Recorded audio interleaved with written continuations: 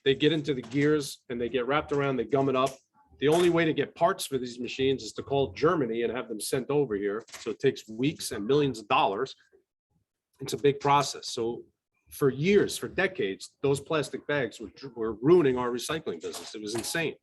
And now by the time we get it fixed, we're moving into other areas. So it's a slower process. We could speed it along, and it is good now that we have more grassroots movements. We have more people involved, that the citizenry is behind this. Whereas like in the 80s, when we told people they had to recycle, they wanted to strangle us.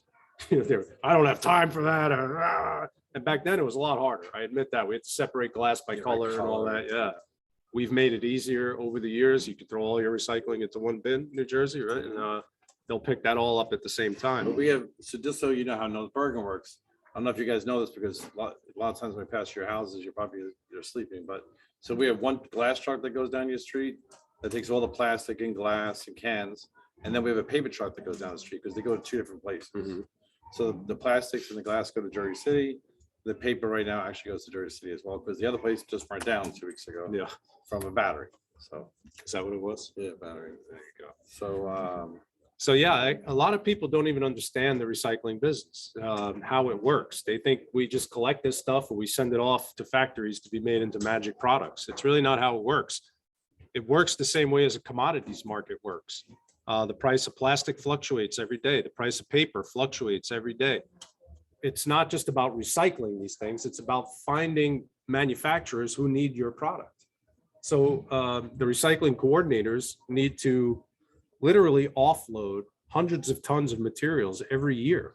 So we have to find glass buyers. We have to find plastic buyers. We have to find people who want your metal. So it's not just like we collect it and it's like a magic recycling fairy. You know, yeah, it's, the check gets smaller. and It's smaller and crazy. smaller. and right now, I think we get $20 a ton for paper, for clean grade A paper. And I just, I'm sorry, I want to put this in perspective. Last year, or a year and a half ago, we were getting $120 a ton for paper. Yep. So we lost $100 a ton. On average, we get about 20 tons of paper a day. So you think of how much money, sorry. No, it's crazy.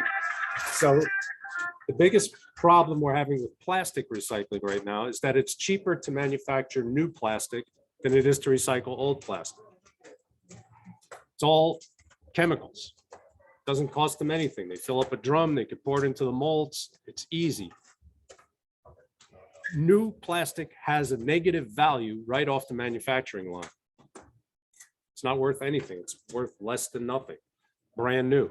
So imagine what it's worth used. And then you have to pay a guy to peel off the labels, sterilize it, take the caps off, put it on a boat, ship it, melt it, manufacture it. It's just not profitable. And unfortunately, even in a business where you're trying to do the right thing over the profitable thing, money drives every single business. If people aren't going to make money off of it, they're not going to do it. It's just the bottom line. So for these programs to work, we need high participation rates, which is kind of like why we're pushing programs like this, where you can come out and talk to adults. During the pandemic, right before the pandemic started, our recycling rate in Hudson County was up over 67%, which is a great number by statewide standards. Almost 70% of the county was recycling properly, was doing it the right way. We were getting so many materials, we were shipping them, we were making money. During the pandemic, we had other things on our mind: survival, staying alive, avoiding germs, all that kind of stuff. Plus, all the markets closed. We couldn't even pack up the recyclables to send them to these manufacturing countries. The boats weren't moving, the factories weren't moving, nothing. What these countries realized during the course of that time, the manufacturing countries, was they don't need to buy American garbage. I got 2 billion people in my own backyard who drink Coca-Cola and Poland spring water and all this other stuff. So they realized they don't need us and they boxed us out. So even when the market started to open again, we were stuck with such a glut of materials. We had piles and piles and piles of it sitting at the landfill. And we had to try and get rid of it before the new shipments started coming in. Not only that, we managed to irritate China politically. So they take 90% of our recyclable materials. So they got more stringent, not because they had to or they wanted to, it was just to stick it to us a little bit politically. They take a whole shipping container boat. It's got about 1,500 to 2,000 containers on these boats full of recyclables. They'll open up one container out of 1,500. Look inside, they'll take one can of cat food, and if it has cat food in there that wasn't rinsed out properly, they turn the whole boat around, send it back to the United States. Say, no, I don't want this. It's not high quality. Get it out of here. And now Okay. we're going to Turkey. I think. Yeah, we started going to We started Turkey going to too. Turkey this Yep. weekend. But it's really disheartening. You spent all that money, you pay all these municipal employees to collect it, to sort it, to ship it. You get it over there, you think you're doing the right thing, and then they send it right back. There's no municipality in the country that's gonna repackage that, clean it off, and send it back. It costs too much money. So once it gets turned around and comes back, It's a landfill. it goes to the landfill, and that's it. And it's just a big waste of time and cash. So what we really need to do is get back to telling people, take your labels off, rinse out this stuff. We don't want it coming back, because if it does, it becomes an environmental hazard, even though you tried to do the right thing with it. So a lot of these programs, guys, like I try to tell you, it's not enough that the government just starts a program and puts money behind it. It doesn't work right unless we make it work right. So the reason the recycling worked in the 80s, because everybody was behind it and everybody was on board and they mandated it. We were the first state that made it a law to recycle. And it was a lot more difficult back then. My dad used to make me spend 3 hours every Saturday tying up newspapers, sorting brown glass, white glass, blue glass. I had to take the labels off. I had to rinse each can. It was crazy. It was a big chore. We kind of have to get back to that on our own, because we're degrading the level of material that we could sell, and nobody will want it, and they'll box us out of these markets forever. The reason I mention that is because we don't make anything here. We don't. Not even the cars that made America famous, or that were the backbone of this country. All the parts are manufactured elsewhere. They ship them here. We put them together with robots and a couple workers and a thing. So they're not really American-made cars. You know, we make baseball bats and bowling balls in the United States. That's it. Maybe some paper boxes. Even the cigarettes, we grow the tobacco here. It's cheaper to chop it up, put it on a boat, send it to China. They roll it, package it, and ship it back here. But it's not all doom and gloom. I don't No, want you it's guys to not, get- but All right, so for example, I went to Hawaii last year, okay? Every house in Hawaii has a compost, because in Hawaii, think about it, it's an island. All their garbage has to be shipped on a boat. So it's a lot of money. So what they do is they actually charge every homeowner for their garbage. So what are you gonna do? You're gonna pay $100 or $200 a month for garbage, or you're gonna put a compost machine in your backyard and actually that's save someone. good I'm for telling you, Hawaii. it's huge. And all the food, like the food trucks, they all have compost bins like this. When you're done, they throw food in the compost, and Yep. In Hawaii, it's huge. you So have big. the whole island's made out of volcanic rock. You can't even have a landfill there. You just, it's physically impossible. Right now, I believe they're sending all their garbage to Alaska. It's the Yeah. closest state that has any room for Hawaiian garbage. So imagine that. You said you're on one side of the world, you're shipping it all the way to the North Pole, basically, to be buried. And the same thing with their, so they make coffee in Hawaii. They're very famous for their coffee in Hawaii. They send the beans to South Carolina and have them dried out and cut up, and, so even they export from Hawaii, so it's But if still a we, beautiful place though. if we started to manufacture here, which I remember when I was growing up as a kid in the 80s, especially in suburban America, nobody wanted these factories in their neighborhood. Nobody wanted this type of job anymore. Everybody was big shot all of a sudden. They wanted to go white collar and get the Mercedes and do all that stuff. I don't want to see a smokestack. I don't want to see this and that.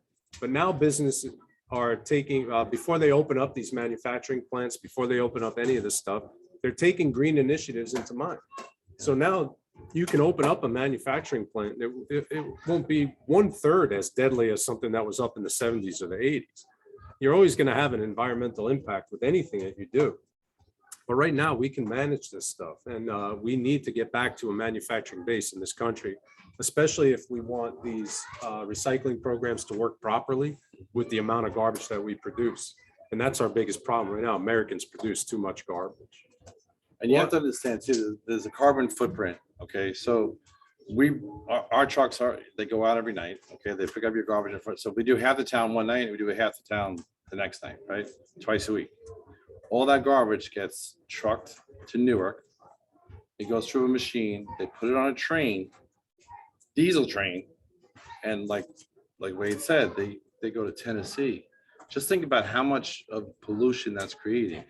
So if everyone did, or every 1 out of 5 did this, think of what an impact you guys would make on your town, your city, your country.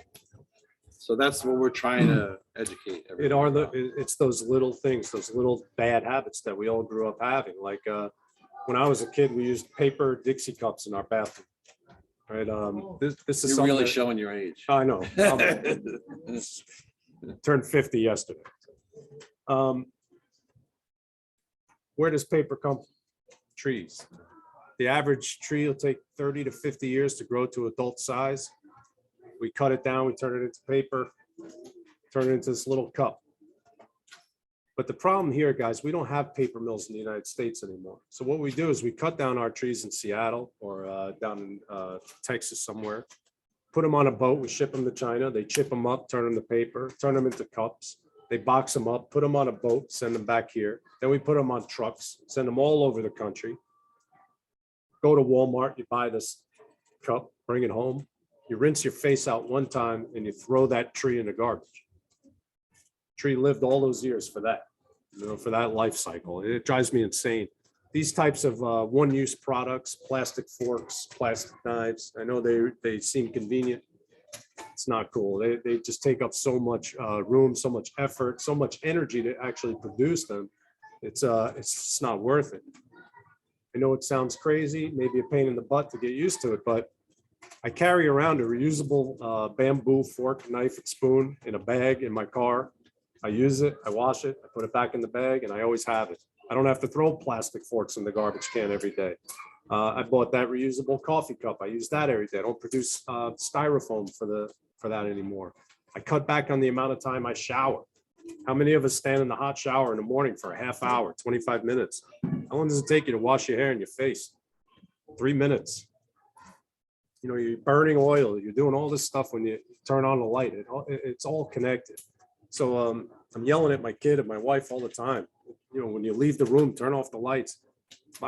My wife goes in the shower, I stand out the door with an egg timer. 3 minutes you got. And you ever get cursed at in Polish, it's pretty sexy. And you know what's funny? So I have 3 daughters. Okay, they're fully grown now, but my biggest pet peeve was going upstairs and seeing all the bathroom lights. Like they go in there, they do this for 2 seconds, they turn the light on, they walk out. So I had motion sensors put in all the bathrooms. So when they go in the bathroom, the light goes on, stays on for 5 minutes, and shuts off. There's just one The other. little things like that, believe it or not, can make you all can do it. You go to Home Depot, buy them. They're cheap. And if your light goes out in the middle of the shower, you just move the shower door and go back. Just one other thing that I like to touch on. This bottled water craze that everybody goes crazy for. I bought into it early because I wanted healthy, clean water. 90% of the water on the bottled water market is tap water. Aquafina and Dasani, 2 of the biggest. They're owned by Coca-Cola and Pepsi, Nestle. They have very expensive filters. They can make that water taste as clean and pristine as they want. They can make it taste like a banana split if they wanted to. That's their business. It's tap water. Go to the store, buy a filter for your sink, and it's the same water you're buying in that bottle. You're being hosed. There are Looking around, I see bottles on the table. but there are natural spring waters. I won't lie to you. If you buy Fiji water or Elysian or Voss water, very expensive bottled waters, these come from a magical spring somewhere and it's very clean and all that. It's still being shipped in a plastic bottle. You don't really need to do that. It's all coming from the same water supply. What worries me, guys, is that these corporations, these large mega billion-dollar corporations like Poland Spring, Coca-Cola, and Pepsi are buying local water supplies from governments, and governments are selling them to them. If you ever knew anything about Poland Spring, that guy managed to get a lease from our federal government way back in the 1800s or so, whenever that company started. They signed that guy a 1,500-year lease for that water supply off the top of that mountain. What gave them the right to sell that? Is water a government right to sell or is it a human right? We need this to live. So once these corporations and governments take control of all the natural water wells, I'm gonna have a serious issue. If you think you're paying a lot for gas and oil now, and you think we're fighting a lot over gas and oil now, wait till it's something we really need, like water. They're predicting in the next 50 years, you'll be paying more than $20 a gallon. It's crazy. We are running out of water. And like Wade said, most of you have the most common refrigerators with the ice maker. If you, as long as you change that filter, that water is just as good as that bottled water. I'm Yep. telling you, I drink it every day. That's But right. don't reuse those bottles. Yeah. That's one thing I gotta tell you too. So if you take a bottle, let's say that Aquafina bottle, if you finish drinking it and then you go to put it under your refrigerator, the plastic starts breaking down. There's supposed to be one use. So if you reuse that bottle, you're actually inhaling plastic. Ingesting plastic pellets. So if you can get one of those Yeah. reusable bottles, It's no they're- worse they're- than my wife's cooking. no, it's fine. But if you can buy reusable bottles, I just want to throw this out there too, because I'm running it. On Saturday, June 3rd, we're having a green health fair at the North Bergen Rec on 64th Street. I invite all you come down. There's going to be tons of giveaways, a lot of plastic bottles giveaway, and a lot of education like this, as well as health. Yep. So there's gonna be diabetes and heart and you name it, everything's gonna be there. So I'm running it. So it's Saturday, June 3rd at the North Bergen Rec from 11 to 3, and there's gonna be music and rides for the kids. It's gonna be a fun event. I've done 8, this is my 8th one. And last year we had 4,000 people show up. So it was a These great, type of community events are a great place if you're really interested like we are, to meet these grassroots groups that are in your community that are doing this on their own time and with their own money. Community gardens, people who actually, I have people in Lincoln Park volunteer every Saturday. They go out there and pick up trash in the park. just, so you know, we have a City community doesn't pay garden. them or anything. And we have a It's just, community garden in Braddock Park right here, right by the dog run. So if you have waste, you can put it in the, into that compost. Yes. We're also, there's a new park that we just unveiled on 71st Street. We're gonna put a compost there, and then we're also gonna put one downtown. So we're just that way the whole town gets covered. So I mean, the compost is that's the way of the new way of the Will be world. the future. In 2 years' time, New Jersey is planning on having a mandated food waste law. So instead of these garbage trucks coming to your house every night, you'll have food waste trucks that will go to a food processing. And my plant guys will be out of work. And a recycling, well, they'll just start. No, they picking won't up be out that. of work. But the recyclables will go to the plant. Now, the good thing about the mandated food waste law is that we also have a prototype in Elizabeth that is turning all of this food waste into pure energy. We turn it into a slurry or like a food waste. Milkshake? Yeah, milkshake that stinks to high heaven. But we run it through a machine and it compresses this slurry into a methane gas that actually powers the whole factory. What the guy explained to me, because it's like looking at the Willy Wonka factory of garbage. I mean, it's really, No really Oompa cool. Loompas in there though. but I didn't find one. what he explained to me was that in the future, in about 50 years or so, each house could have a machine like this underneath it. So instead of having a garbage can in your kitchen, you would have like a thing that went onto a tray under your home with my buddy here, the Wiggly Worms. You'd scrape your food waste into there, it would slurry it up, go through a machine like that and power your own home. So each home would be powered individually with its own motor, like its own green motor. I think it's amazing that they're even considering that. The guy said probably 50 years. In government speak, that's about 120. It won't happen in my lifetime, but it is coming. They've even, I brought some compost with the worms for the kids. They're bioengineering worms to eat metals, to eat plastics, to eat chemicals. They have worms that they can dump in contaminated soils that actually go through and decontaminate the soil. It takes a long time and a lot of worms right now, but they're still working on it. It's an amazing process. You can go to how many contaminated sites are in the state of New Jersey? A Jersey lot. City alone. We were a toxic state, and worms like this would just save so much manpower, so much municipal dollars if we could actually do that while we work on other projects, reclaim land as we go. It would really be something else. So there are things on the horizon that make me hopeful, that I see coming down the pike that most people don't hear about because They don't read the same stuff I do because they're just not into that. They got their own life going on. But it is out there, guys, and the future is coming, and it's going to be theirs, and they're going to save the world from people like us who didn't know any better. You know, and my grandfather told me the recycling plan in the Hoboken back in the 40s and 50s was you bagged up your stuff and threw it right off the Palisade Cliffs, because that's what everybody did back then, you know, and so we've come a long way since then. But I do want to open it up for a couple of questions if anyone has anything to ask. No, that's how thorough I was. Oh, yeah, please. What items are not recyclable, like things like sample products you may get like at a makeup store, like those items, or maybe bags that you know, grab at a grocery store. Sure. Recyclable. See, They're that not. is the most common question I always get. It is confusing. If you go on your municipal website, they should have a list of stuff. And even then, after you look at the list, you're gonna be like, if a product is made up of two different materials, like a frying pan, which is mostly steel or iron, but it has a plastic handle, not recyclable, because it has to go to two different places. So if you put that in a recycling plant, the guy at the metal plant's gonna be like, I can't take it because I have plastic on it. It'll end up in a landfill. Unless we actually pay somebody to take all this stuff apart and do it. It's the reason why electronics is such a big problem.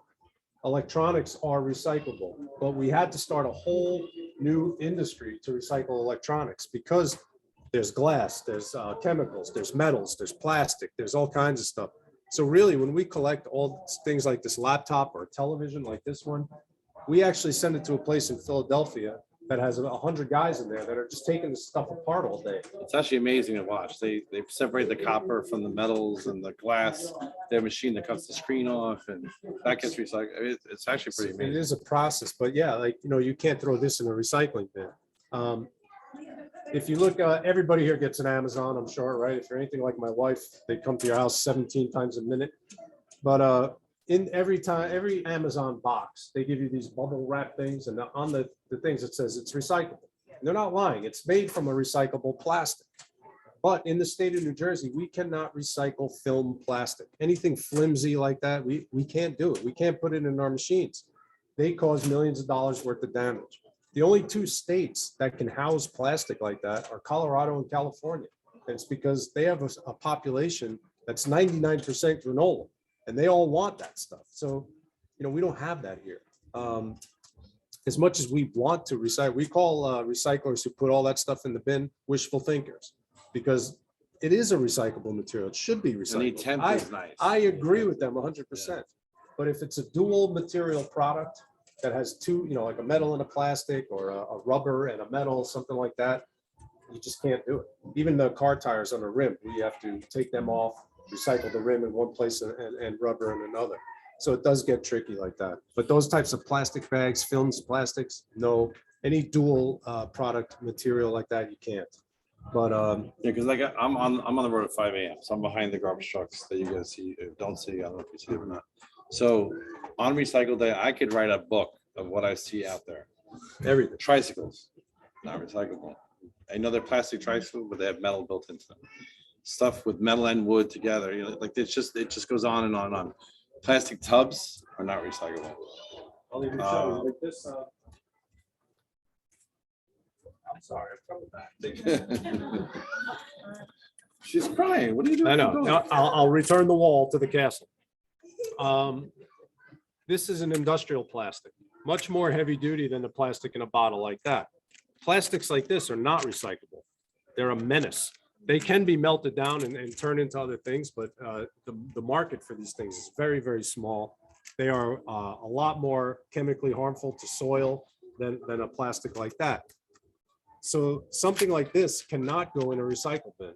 We find toys, like he was talking all the time, like Barbie dolls and you know, action figures, things like that, big castles that these princesses live in, you know, like that are this big.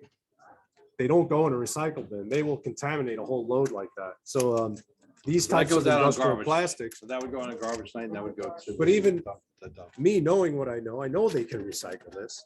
You know, it's just not profitable for them to recycle that. So products like this do drive me crazy. I'm gonna give you another big pet peeve of mine, because again, I'm on the road every day.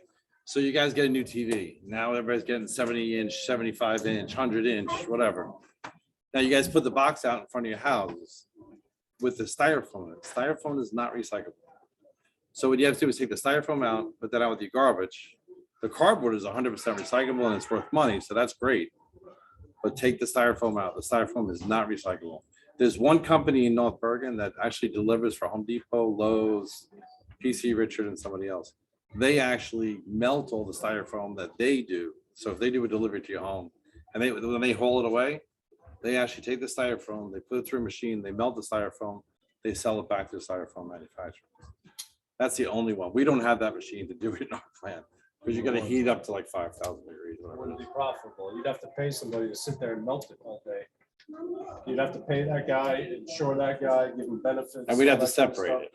You So wouldn't that- get, you know, yeah, it's just- you need 18 containers of styrofoam to be worth somebody. And actually, that's why the guy did it. So what he did, he's right on, by Target, between Target and Home Depot. He's down that road. So he used to have 7 bins just for his styrofoam. And he used to pay to have these bins removed, and he was paying a lot of money. Like he was paying, I think, $200 a bin or something like that.